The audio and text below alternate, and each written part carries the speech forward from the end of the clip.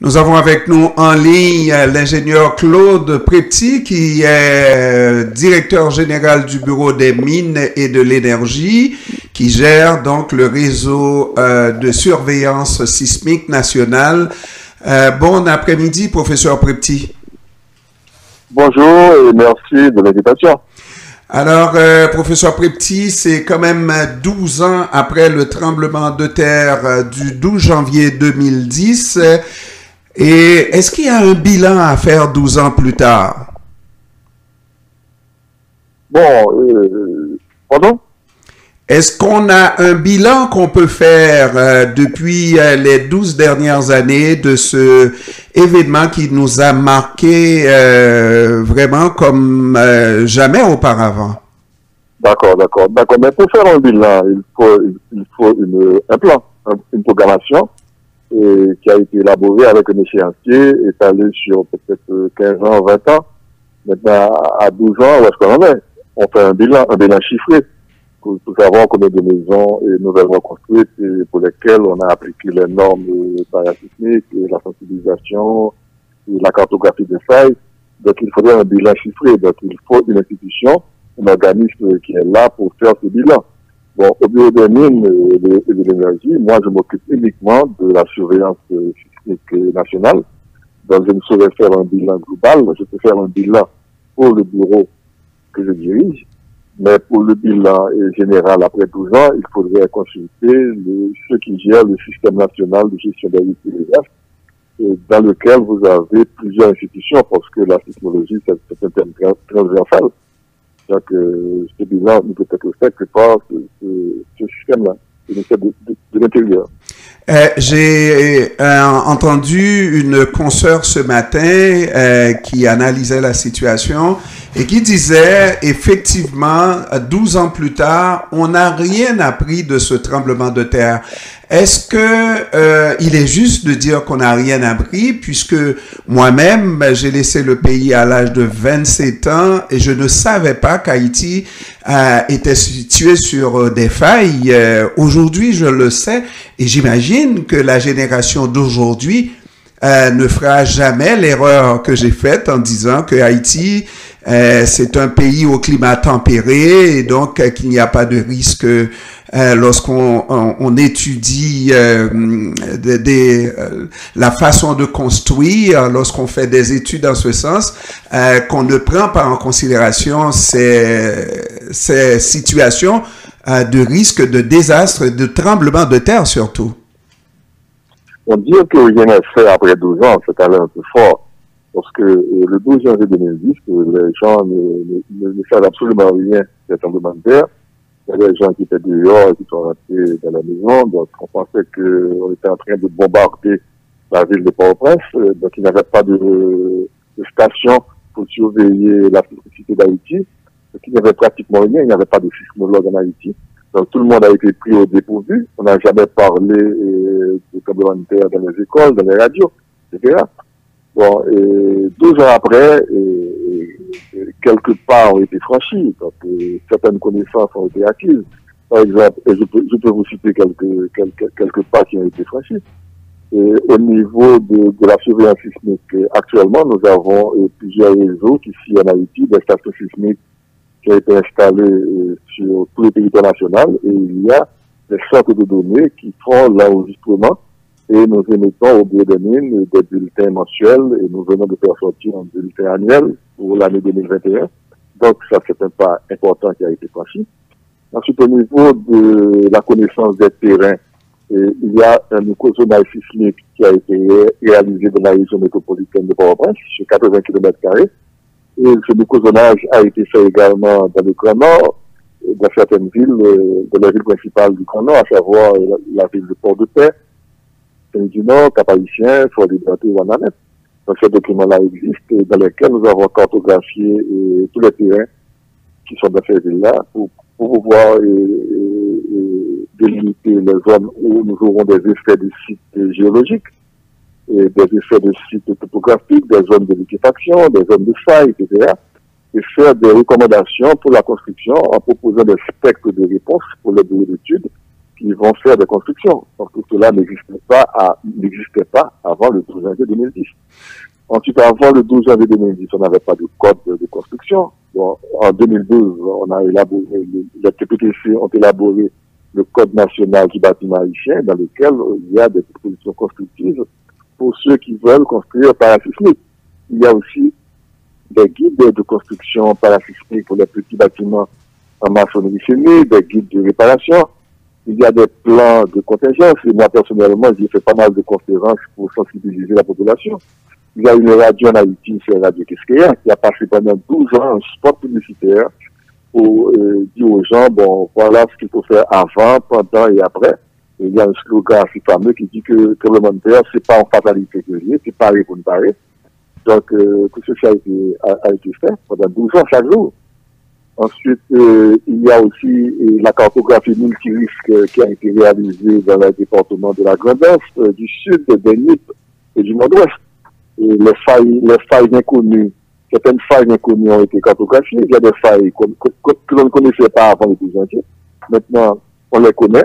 Et non seulement cette cartographie a été réalisée pour l'aléa sismique, mais également pour tous les autres types de menaces naturelles, à savoir les cyclones, les inondations, les glissements de terrain, la sécheresse, etc., y compris le tsunami et le séisme.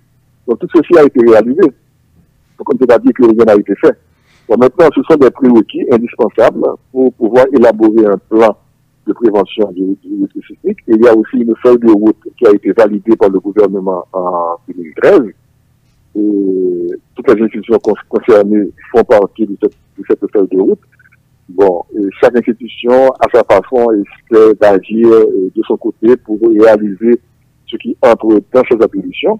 Bon, ce qui manque, c'est plutôt un chef d'orchestre. Disons que le système national de gestion des risques et des désastres n'a pas su jouer sa partition pour mettre sur une table tous les acteurs de la sismologie et tirer un plan national de réduction du risque sismique en vue de mutualiser tous les efforts qui pourraient vraiment contribuer à réduire la vulnérabilité sismique. Professeur Prepti, vous avez dit en parlant effectivement que parmi les réalisations aujourd'hui, ceux qui veulent construire selon les normes parasismiques ont vraiment de quoi s'inspirer pour construire selon les normes parasismiques et le tout est dans ceux qui veulent. Ça veut dire qu'il y a des gens encore qui, malgré la vulnérabilité du terrain d'Haïti, le fait que le pays soit sur plusieurs failles, ceux qui ne veulent pas peuvent toujours continuer à construire en dehors des normes parasismiques. Et c'est là le problème, parce qu'effectivement, nous avons un code de construction qui mérite bien sûr d'être actualisé, parce qu'au moment d'élaborer ce code de construction, on avait peu d'informations sur la sismicité du pays, mais après 12 ans, on a beaucoup plus d'informations. Donc il faut actualiser ce code. Le microzonage a été réalisé avec très peu d'informations également, donc on peut toujours actualiser ces documents qui sont évolutifs. Mais le problème, c'est que ces codes existent, ces microzonages existent, mais ils n'ont pas un caractère obligatoire. Il n'y a pas de loi qui couvre le Code national du bâtiment qui exige les gens, les constructeurs, à respecter les règlements qui sont dans ce code-là. Donc, on construit. Donc, ceux qui veulent consulter ce document, eh bien, appliquent ce qui est dans ce document. Et ceux qui ne veulent pas, bon, ils font n'importe quoi. Donc, les mairies n'ont pas été renforcées parce que ce sont les mairies qui délivrent les permis de construire. Donc, c'est un acte purement commercial. Donc, si on vous dit que bon, il faut passer à la mairie, c'est juste pour payer, mais il n'y a pas un contrôle effectif de la qualité de la construction et du contrôle. Donc, c'est ce qui nous manque. Et sans compter, ingénieur Prepti, que les boss maçons qui construisent les plus grandes maisons du pays continuent à œuvrer, c'est-à-dire c'est pour la plupart des gens qui ont une expertise de terrain, mais qui n'ont aucune qualification jusqu'à construire selon des normes parasismiques, là. Bon, on ne peut pas généraliser parce que moi, personnellement, je vois les gens qui construisent maintenant, ils construisent autrement. Et il y a eu beaucoup de formations, que ce soit dans le plan séisme nord, que ce soit à Port-au-Prince. Donc, beaucoup de boss maçons, beaucoup de contremaîtres, beaucoup d'ingénieurs ont été formés. Il y a le professeur Patrick Paul qui a donné une formation en génie parasismique à l'Université de Haïti, à la faculté des sciences. Beaucoup de jeunes haïtiens sont partis à l'étranger pour apprendre le génie parasismique. Donc, on commence à construire autrement. On met des poutres un peu partout, des poteaux, les fers sont utilisés autrement. Donc, il y a des techniques qui changent. Mais malheureusement, il n'y a pas une généralisation de tout ça. Donc, il faut arriver à généraliser tout ça et à travers un plan national, il faut que les autorités puissent imposer ces modalités constructives pour que nous puissions avoir des maisons et construire autrement. Donc, si toutefois nous n'avons pas vraiment cette obligation, donc les gens font à leur guise. Donc, on construit de n'importe quelle manière, on construit n'importe où, les mairies ne sont pas renforcés, les codes ne sont pas vraiment respectés. Donc, on ne pourra jamais réduire la vulnérabilité de la population face à ce phénomène sismique. Mais dire que rien n'existe après 12 ans, bon, c'est un peu fort. Beaucoup de choses existent, mais malheureusement, et compte tenu de la situation du pays, compte tenu de la crise qui affecte le pays, compte tenu de notre état budgétaire, donc nous avons des difficultés pour mettre en place un plan national de réduction des effectifs. Professeur Prepti, Professeur Prepti, oui. Oui. Oui, je vous écoute, professeur. Je dis qu'il faut travailler ensemble parce que la responsabilité est à la fois individuelle et collective. Absolument. C'est pas certain que l'État fasse tout. Donc, le citoyen est également partie prenante du problème. Donc, c'est le citoyen qui investit pour la construction. Donc, c'est son argent. Donc, il doit bien investir. Donc, il doit veiller à ce que les normes soient bien appliquées. Il ne faut pas construire un tombeau, mais une maison. Absolument. Le ministère de l'Éducation nationale doit introduire dans le curriculum de l'école l'enseignement. Il faut faire des exercices de simulation. Nous avons des plans de contingence un peu partout. Donc, il faut mettre sur une même table tous ceux qui font partie de ce plan de contingence pour pouvoir expérimenter ces plans de contingence, faire des exercices de simulation. Donc, il y a un ensemble de mesures à prendre. Malheureusement, ces mesures tardent à venir. Et plus on s'éloigne du 12 janvier, moins il y a de l'engouement pour tout ça. Mais malheureusement, le séisme du 14 août 2021. Mais voilà, justement, je voulais en venir à ça là. C'est un pays où un tremblement de terre arrive assez rapidement après un autre.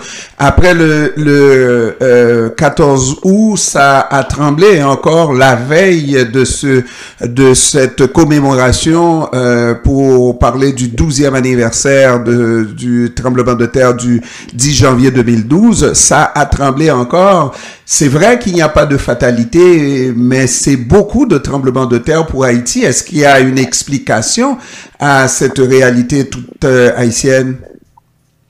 Oui, il y a une explication. Ce n'est pas une fatalité parce que Haïti fait partie Haïti est sur la plaque caribéenne avec Jamaïque, Porto Rico, les Petites Antilles, et cette plaque bouge.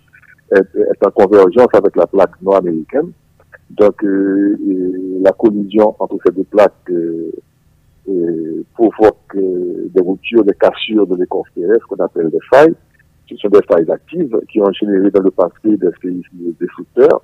Donc, nous avons des failles majeures qui traversent l'île d'Haïti. Et nous avons également des failles mineures. Donc, sur ces failles-là, qui sont actives, qui accumulent de l'énergie dans le temps, et cette énergie peut se dissiper à n'importe quel moment et ceci peut donner naissance à des tremblements de terre. Donc ce n'est pas une fatalité, il ne faut pas attribuer ceci à un fiat divin. Donc c'est la tectonique des plaques, la plaque caribéenne bouge, les failles sismiques bougent, donc l'énergie s'accumule et nous connaissons les vitesses de déplacement des zones sismogènes, donc il est tout à fait normal de faire de la prévision sismique en disant quelles sont les zones les plus à risque sismique, mais malheureusement, on ne peut pas faire de la prédiction pour dire exactement quand est-ce que ceci va arriver, parce que dans l'état actuel de connaissances, on ne peut pas dire quand est-ce qu'un tremblement de terre va se produire. Et malheureusement, même si nous sommes entourés de voisins, ces catastrophes touchent Haïti à répétition, tout en épargnant les voisins. Oui. Ensuite, non seulement, nous enregistrons des secousses de temps en temps, ce sont des secousses qui sont récurrentes et qui prennent un certain temps, mais d'autres régions vont également subir le tremblement de terre. Par exemple, le nord il y a la faille septentrionale qui passe en mer, et ce tremblement de terre sera suivi probablement d'un tsunami. Donc il y a d'autres segments au niveau de la presqu'île du Sud, beaucoup plus proches que Port-au-Prince. Donc il y a l'idée de comprendre que nous vivons dans une zone à risque sismique. Et non seulement nous avons des séismes, nous avons également d'autres menaces naturelles telles que le cyclone, parce que chaque année nous avons une saison cyclonique. Et le pays est totalement déboisé, donc il y a un problème d'érosion et de sédimentation. Donc les cyclones arrivent, les inondations arrivent, les glissements de terrain, sécheresse, changement climatique. Donc nous avons un tas d'aléas naturels qui peuvent nous affecter. Donc à nous maintenant de préparer des plans de prévention au niveau de chaque commune pour pouvoir faire face à ces menaces naturelles, parce qu'on ne peut absolument rien faire contre ces menaces. C'est naturel. Même par contre, on peut agir sur la vulnérabilité des enjeux pour pouvoir réduire les dégâts. Absolument. Professeur Claude Préti, directeur général du Bureau des mines et de l'énergie qui gère le réseau de surveillance sismique national d'Haïti, je vous remercie d'avoir pris du temps de nous parler cet après-midi. Merci, c'est un plaisir de vous parler. Et puis, bon, à chaque fois que vous voulez avoir des informations sur les menaces naturelles et particulièrement sur l'activité sismique d'Haïti, donc je suis toujours à votre disposition. Merci, professeur. Merci. Je vous en prie. Merci, au revoir. Au revoir.